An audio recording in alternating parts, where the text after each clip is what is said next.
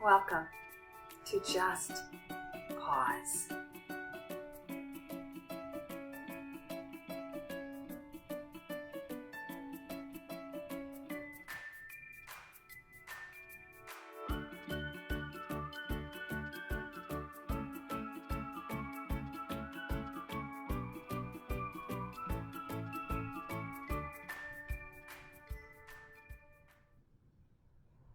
Happy Friday. As we come to the end of our week, it requires a little extra discipline to pause. In so many ways, I think Fridays are about getting shit done. Like, can I get it done so that I can move on already? And for me, that's a conscious discipline to balance out as someone who is self-employed, as someone who maybe has a regular job that's regulated for you, perhaps. And yet, there's something about feeling Friday, even if you work on Saturday, about getting shit done, checking it off your list. And one of the reasons why I think we have such a resistance to Monday is similar, because Monday means it starts over. We begin again, but not really having let go, perhaps, of what wasn't done or what's not ours to do. So I asked you to bring a warm beverage to our meditation pause today. And that is an invitation. If you don't have one, that's okay. If you're watching this recording, pause. Go get a warm beverage and come back. If you don't have one, you can visualize, right? That's okay. The power of the mind is quite amazing. But I want you to first find a comfortable posture. And for today's meditation, I'm going to ask that you sit upright, even if you are simply visualizing your warm beverage, so that we can connect with the senses of paying attention. What helps us shift into the weekend, what helps us shift and feel done and ready to move on is when we can be in this moment. So using our warm beverage and using the power of our mind, we're going to awaken all of our senses to be fully present with this moment by way of our warm beverage. So find a tall spinal reach through the crown of the head. Spread open across the chest as the shoulder blades slide down. Prop behind you if you need. Let the arm weight rest onto either your lap or the arms of your chair or even another pillow, blanket, or prop. If it's comfortable to close the eyes, that's my preference to help me turn my senses and my attention inward. Particularly as we then tickle our pratyahara, tickle our sensations with this beverage, right? First check in and just notice what you're noticing, what you're feeling. This Patanjali invites us, we establish a firm posture, a stable shape in our limbs and our spine. And then we steady the breath. Now, in honesty, there's two precursors to Patanjali's order, and that is the yamas and the niyamas. But when we come to our practice, we have to really deal with those as they are, right? In other words, the conditions, the karma that we've created establishes that foundation. Not that we can't change that foundation, but in this moment, we do what we have. We work with what is already done. So, yamas and niyamas provide the foundation. Find the asana posture in your body, and then cultivate a breath. From there, we turn our senses inward and notice what it's like to be in our body. Now, my beverage is quite hot, so this is intentional, but I want you to just let the beverage be for now, right? Let it be without taking another drink. Let your mouth, your tongue cleanse if it's already had a sip of your beverage. And feel the body in this shape, in this moment, and welcome the breath. This poem, entitled Samurai Yoga, it's Samurai Yogi, meaning the person who does the yoga. It's from Lisa Lowitz. So I'm going to say that title again and just notice what images or thoughts or sensations come up in your body. Whether it is a visual, you see this samurai yogi, or maybe there's an energy or a color or a descriptive word that comes to mind. Just notice. What are the defining qualities of a samurai yogi for you?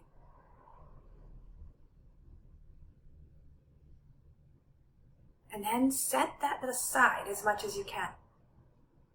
Right? This is the foundation. This is our yamas and niyamas in a very practical sense. This is our knowing space. And as we explore our senses, let us open our heart, our mind, our ears to Samurai Yogi by Lisa Lowitz.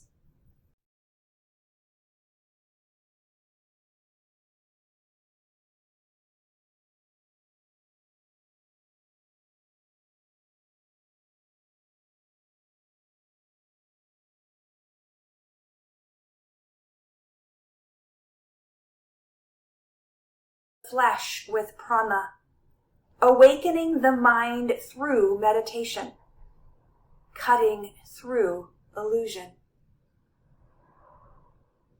Enjoy your work, no matter how hard or humble. Work with joyful effort. The samurai says, it's a good day to die. The yogi says, it's a good day to live.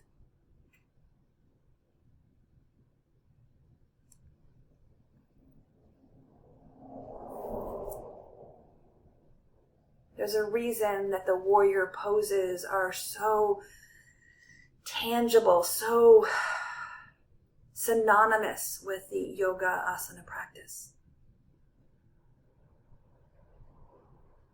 The work of doing a life of ease is not unlike this samurai yogi. We die to what is not ours to be done. We die to who we once were in order to give birth to now, in order to live fully. And in this body, we're given senses so that we can experience the now. Affirm that we are alive. So feel your body, maybe where your body touches itself. Feel the temperature of the room, the air around you. Notice the sounds, maybe of your heating and air conditioning unit, or the sound of noise around your space. For me, it's the traffic outside on East Church Street. In your eyes, whether they're open or closed, notice the degree of light. How much pressure are you holding in your face? What do you smell? And maybe even there's some taste associated with this smell or one from before. Now, as if welcoming in the scent of your warm beverage, just waft the hand over the top of the beverage towards your nose. You might need to take a look, make sure you don't knock anything over or bring it closer. What are the notes of that beverage? Now, if I can be honest, the notes themselves of my tea are delightful. but there is a little part of me that wishes it was something different. I wish this was a cappuccino. It's not, for many, many reasons, but mostly because my body doesn't need a cappuccino right now.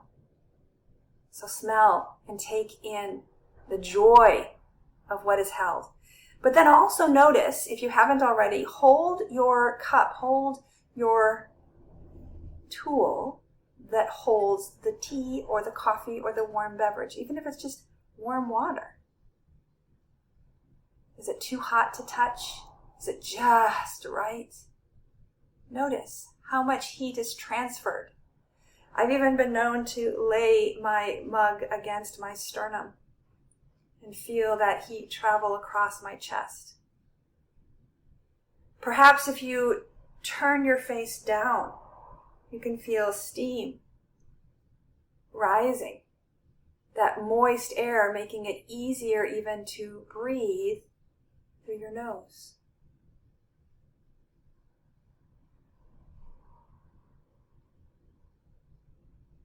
Now, if you're anything like me, there is a connection between what the nose smells and what the body is prepared to receive. Literally, our digestion of anything, food, beverage, life's events, starts in the working towards, in the preamble, just the scent. So as you are ready, go ahead and bring this to your lips. And take in a small sip, but before you swallow, let it rest on your tongue. Feel the temperature. Sense the sweet, the savory, the salty. What is it? The weight even of what the beverage occupies.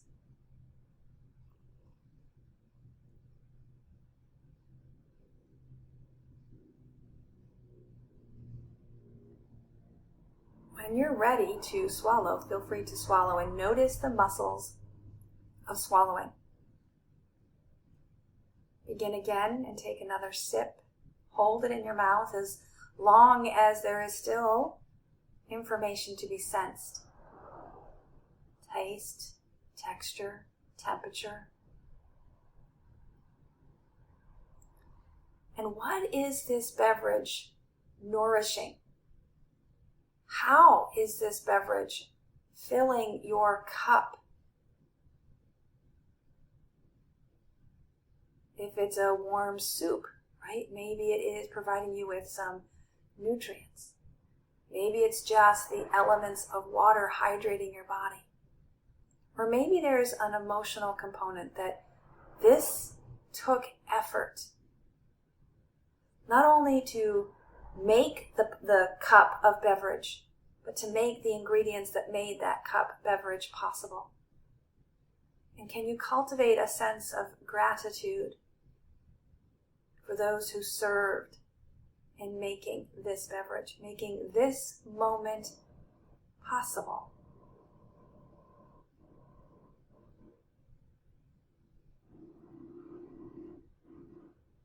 And sometimes it's difficult for me to make this next kind of a step, but I think it's an important one, especially as we look at this balance of the courage to die and the courage to live, this shifting from this moment and into the weekend, is that if this is what's available to me right now, can I trust that I'm worthy of the fullness of this moment?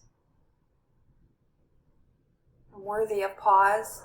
I'm worthy of a warm beverage. I'm worthy of the love that went into the making of this beverage.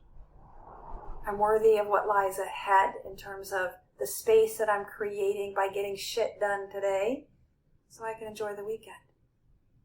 I'm worthy of ease. I'm worthy of happiness and joy. I'm worthy of love and self-care. I'm worthy of living. And in doing so, I think this is sometimes a hurdle. But I'm also worthy of dying. Meaning that at death my work is done. I don't know when that will be, but in so many ways, everything we do ultimately is preparing us or prohibiting us from that eventual end, which in itself might just be the beginning.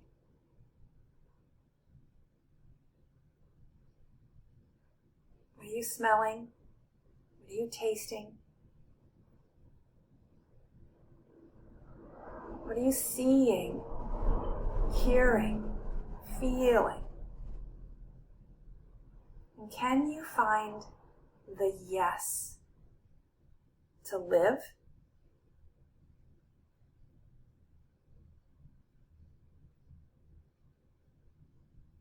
And where's the yes for what needs to die? What no longer serves?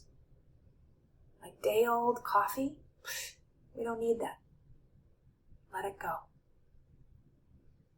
Day-old stories, past wounds, expectations that aren't based in a compassionate reality. Can we let that go by noticing what is in this moment? What's enough? And what can we do to shift our attention to what matters most? That's the power of the pause, my friends, is that we have choice. And hope lives in that choice.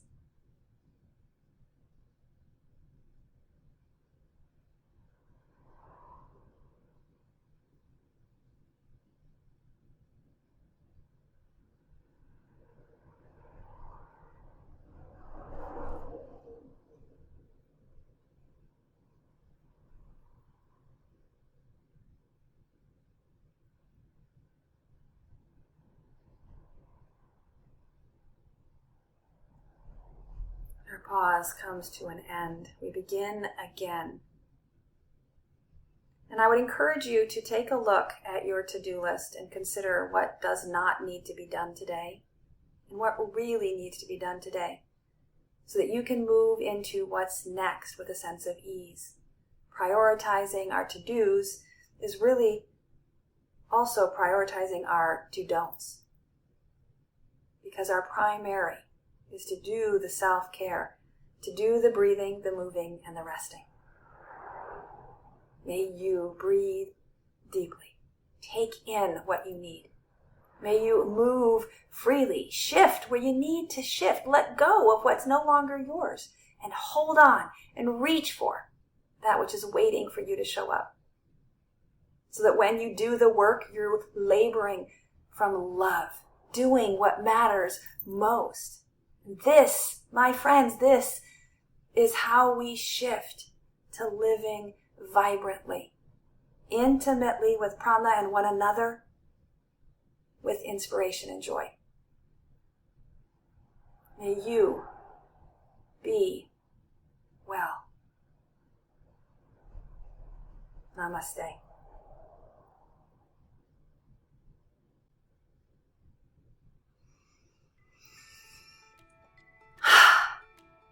Enjoy the rest of your beverage and the rest of your day. Thanks for being here.